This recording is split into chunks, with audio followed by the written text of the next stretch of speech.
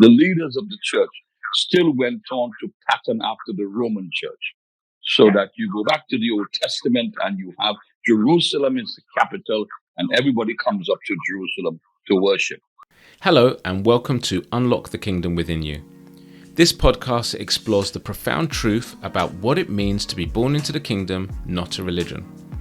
On this podcast, we challenge the religious and denominational norms which shackle us from expressing the liberty of Christ by exploring the kingdom, the ecclesia, and citizenship. If you're born into the kingdom but lost in religion, then this channel is just for you. So thank you for listening and don't forget to subscribe. Tell it. Absolutely. No, absolutely. And but I'm glad you pulled up identity, because that's the next key part of the conversation, which is certainly for me, I often, this idea of identity and personal growth, I think is fundamental. And one of the key things is, while people are waking up to the kingdom, and that there is a conscious for some in this migration from membership to citizenship, where sometimes the environment they find themselves in doesn't facilitate that. But the thing is, they don't know that. I mean, the idea that I'm a citizen of the kingdom is still not something that is really indelible in the context of the church. It's not really understood. Citizenship is barely understood. And so and I think I mentioned it on the call on Thursday, that where discipleship has become an end rather than a means to citizenship, which is really what we should be focused on, is how do we raise disciples into citizens? Everything else has become more important. So discipleship has become primary. Ministerial offices have become primary, and they've begun to shape identity. And the problem there is that actually, just like you'll be part of a family, being part of a nation, your citizenship should be shaping your identity, not these titles, not these things. And I think some struggle with this issue of identity and personal growth comes down to what I often liken to between Jacob and Israel, that struggle of actually sometimes having, if you look at Jacob, for example, on numerous occasions, he had to experience being called out. He had to be called out from his family. Then he had to be called out from his uncle's scenario. All right. And it was only when he had to get into this wrestle in order to find himself in God as Israel.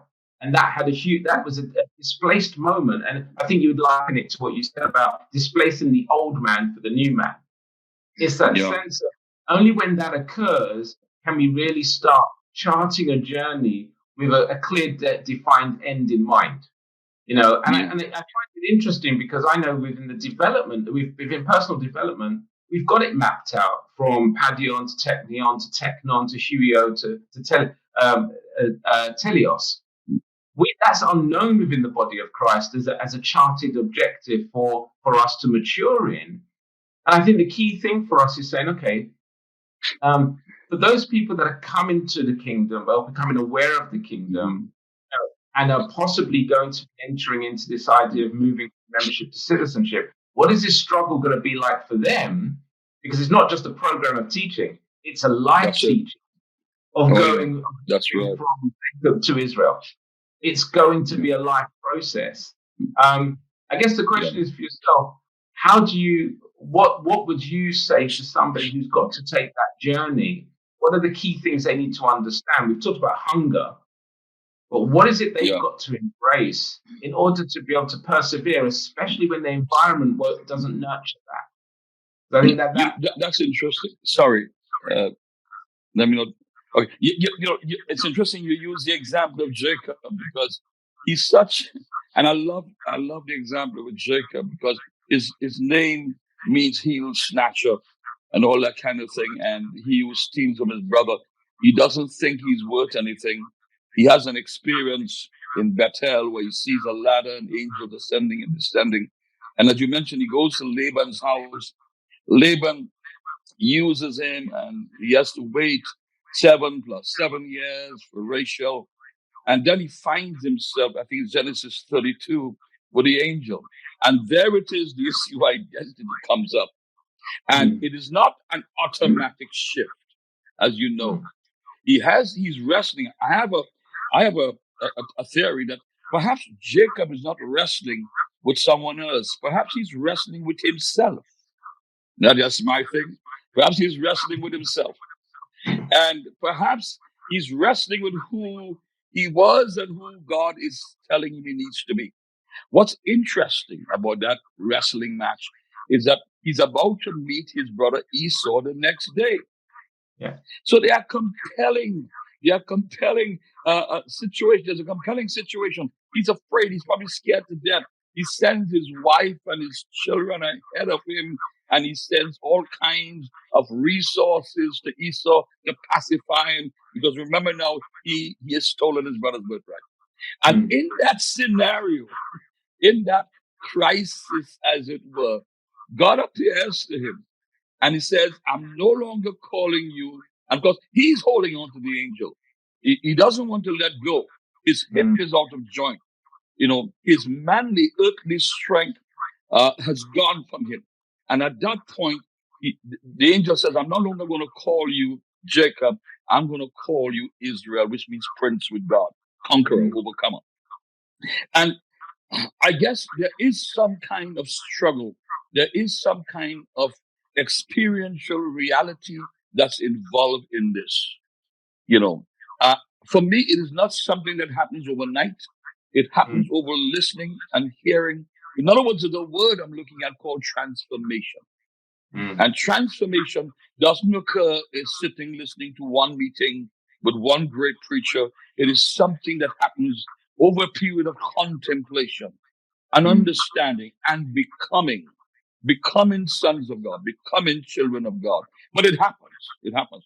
For me, it happened with my family. I have 4 children, and I tell you, we've had experiences that transformed us. You know, and I'm thankful. I often tell people I can write a book about each of my children. My journey has not necessarily been so much with what happened in church. No. It's what happened, my wife and I, with our children. We encountered more of God taking care of our children than we did standing behind pulpits and preaching. I promise you that, you know. But that's the place. That's the place where it happens. So that it is something experiential. And I do believe that it is also something that's theological. I believe it's a shift that must take place. But it's a shift that's necessary if you are going to meet your past. If you're going to meet your past and you are going to forgive your past and you can go forward in the future. You know, if I may, I'll tell you this, you know, Frederick. I know a lot of people who are making this shift from what we call church to ecclesia, you know, to citizenship. But I don't think many of our brothers, especially in the deconstruction movement, have really dealt with their past. And so and it's essential that we meet Esau. It's essential that we forgive. Otherwise, you're going to build what you're building in the new with the memory and the bitterness of the past. You know, and like I said before, forgiveness is not memory lost, but it's memory without vengeance. You know, what we need are not broken hearts. We need healed hearts. You know, hearts that have been healed, totally healed, made anew. As you talk about, you know, having a new wineskin,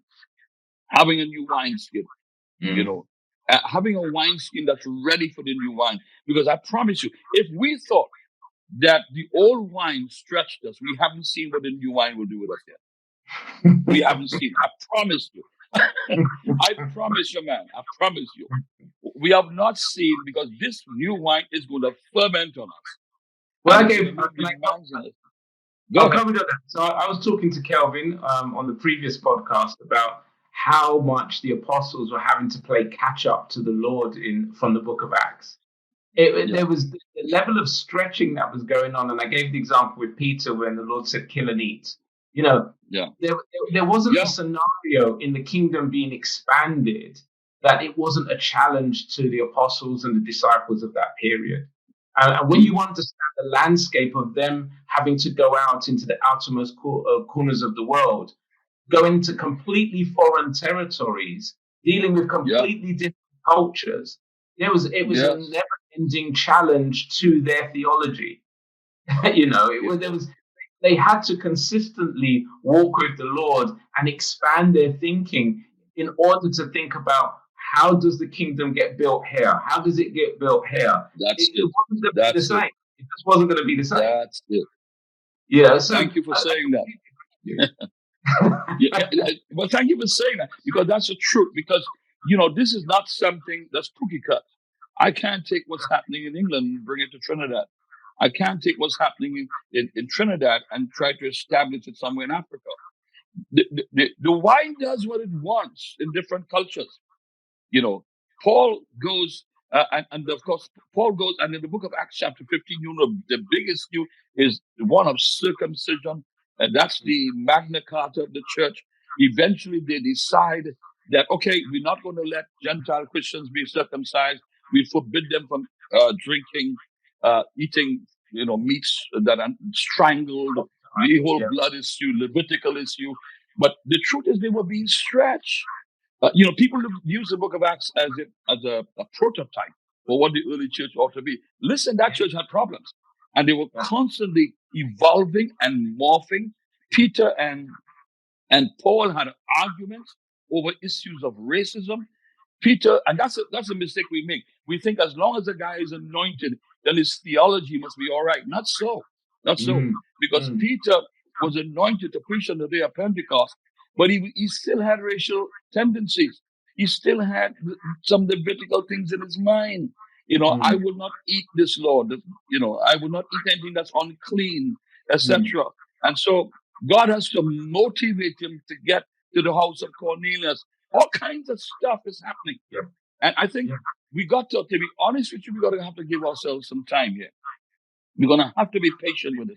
I don't think this is something that's just going to mushroom overnight, because, we don't know how it is going to manifest. I mean, we just talked about the fact that the Queen has passed, and we all know about the influence that the British system has had on the whole world. I come from my part of the world. A whole judicial system came from England. Our educational system, even how we drive on the road, it's all British. It's all British. Our language is British. All our parliamentarians have been educated in England. You understand what's going on here. And now we're seeing some shifting taking place in the earth. We still don't know how it's going to pan out. As Habakkuk says, the vision hasteneth. It will not tarry. It hasteneth to the end. And in the Hebrew, it means that it is breathlessly moving towards the finish line.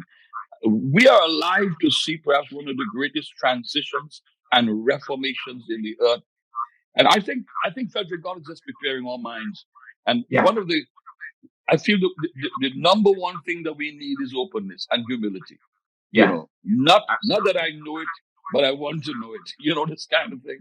I want to know it. It feels like to me as well, and that's what for me is why I've sort of set up, Unlock the Kingdom, because for me, more and more, I'm seeing the work taking place just at a global rate that no singular individual, group, denomination can even catch up to. The pace is just immense.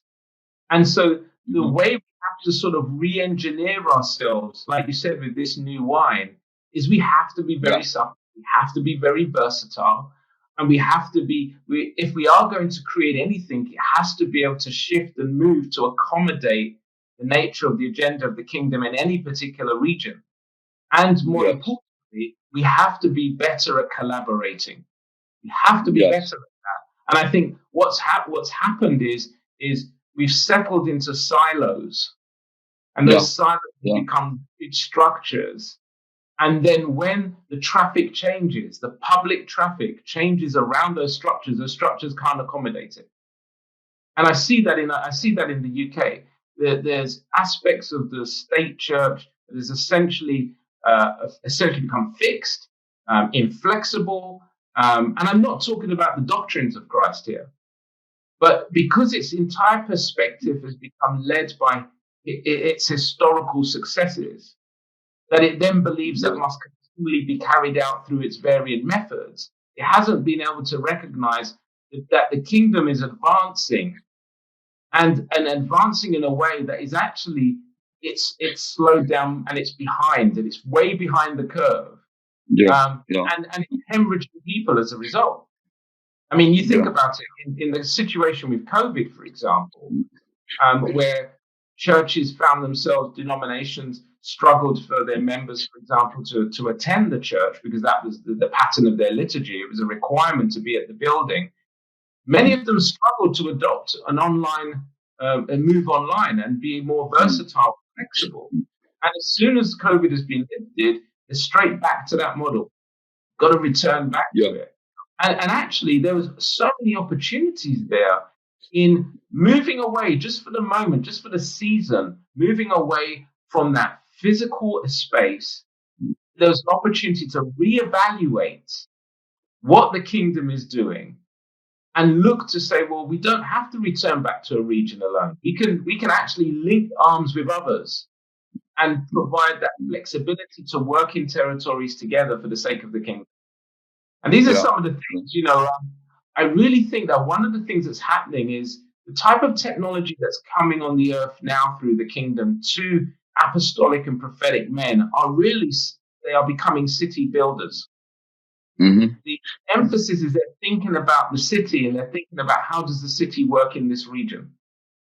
And that requires the letting go of all of those former structures that once held you to particular biases and liturgies and practices. And you're now having to think, well, if we're here to actually influence cities, then it's going to require more than one or two people.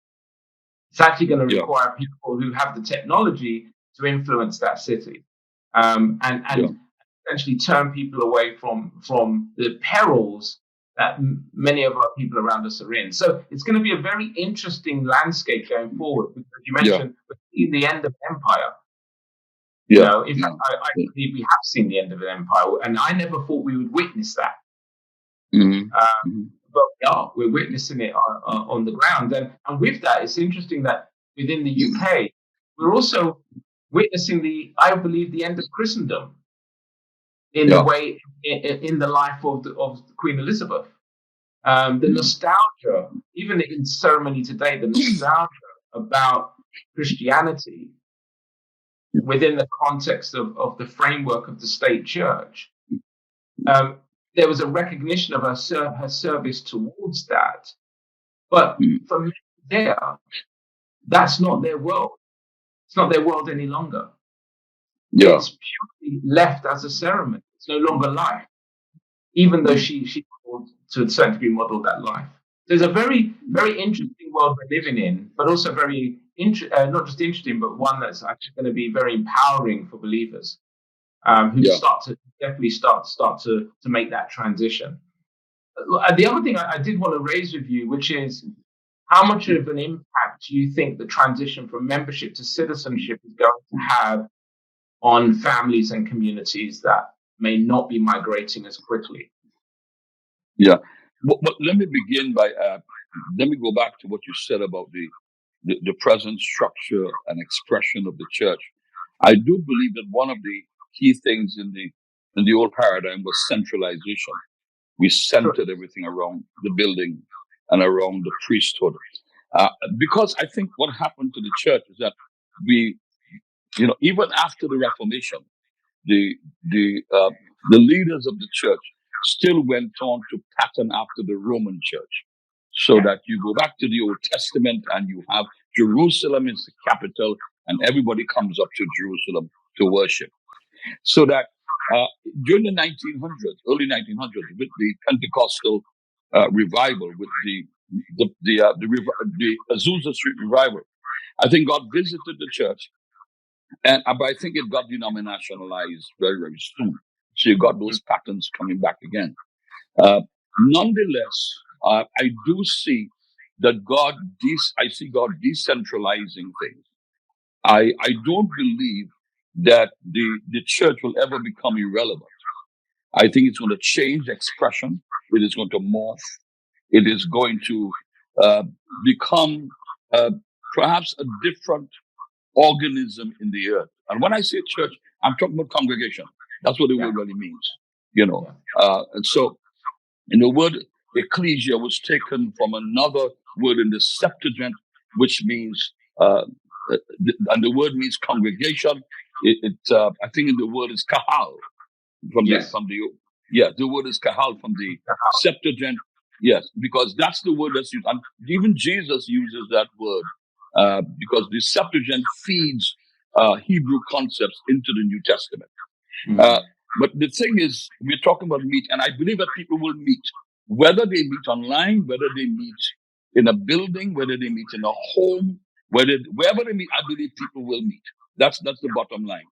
I do believe that some of those political and structural things about church will cease to exist. I do believe that, and I think that's important for us to understand that and to go with it.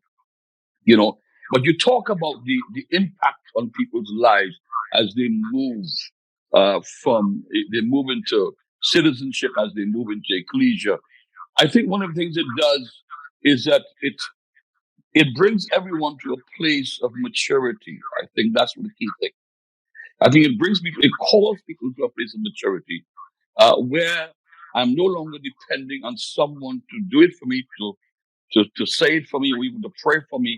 I realize that I am, as a citizen of the kingdom of God, as a son of God, I can come to God myself. Because I think that's what God was doing when he says to Israel, he says, come to me. That's what he told Moses. Tell them to come to me. And they said, no, you go for us, Moses, because they've got that Egyptian mindset still inside of there. And God said, I wanted relationship with you. I wanted you to know me. It's the same concept in Jeremiah 31, where he says that they may all know me. You know, I'm going to write my laws in their heart, and no one will have to come teach his neighbor saying, do you know the Lord? Do you know the Lord? They shall all know me. And we read Jeremiah 31 very carefully. He begins to say, I've stretched out the surveyor's line. I want to extend my borders to Gareb. I want to extend my borders to even the dunghill, even to the waste places. In other words, God begins to reclaim lost territory because people move from an old paradigm to a new paradigm. And in this new paradigm, they are triggered from their hearts, not from laws written on stone. And I think one of the things that will become, one of the things that will happen is going to lead to the empowerment of nations. It's going to lead to the empowerment of the individual.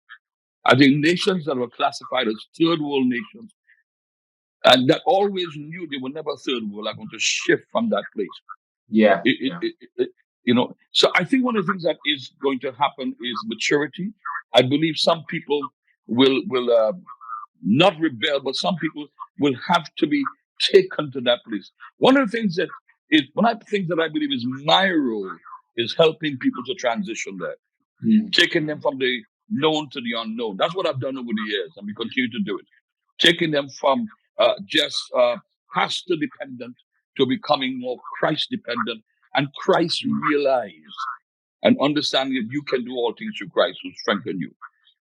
Because in our church, we don't have meetings every day. We have one meeting. We meet on Sunday, and it's an empowerment session. We meet online, it's an empowerment session. And then the brethren, they have other sessions themselves with other people. You see? So, but I think it is something that will be done.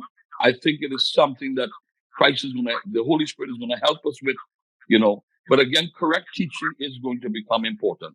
Correct teaching, you know, and paradigms are broken. Paradigms are being broken, you know, whether we like it or not. You know, structures are being removed, whether we like it or not. I think it's interesting because within the old framework, members often met around the liturgy. Where in the new framework, citizens collaborate around purpose.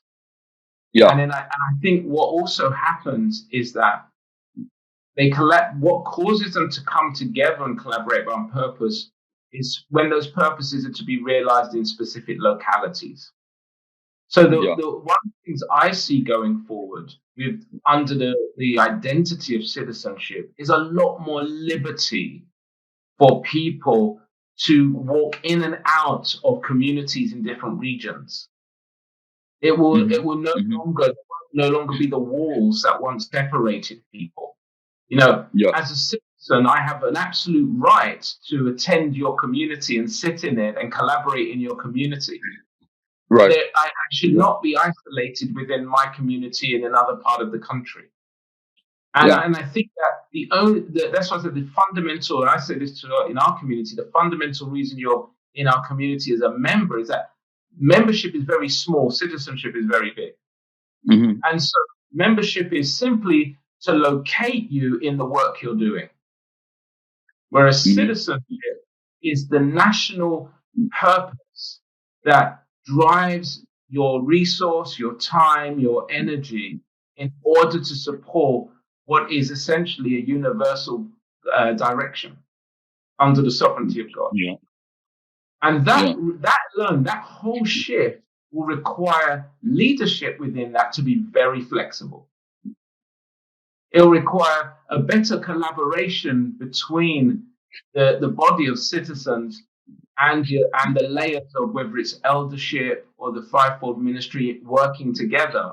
But it will be far more vibrant because of the nature of the liberty that's going to be expressed.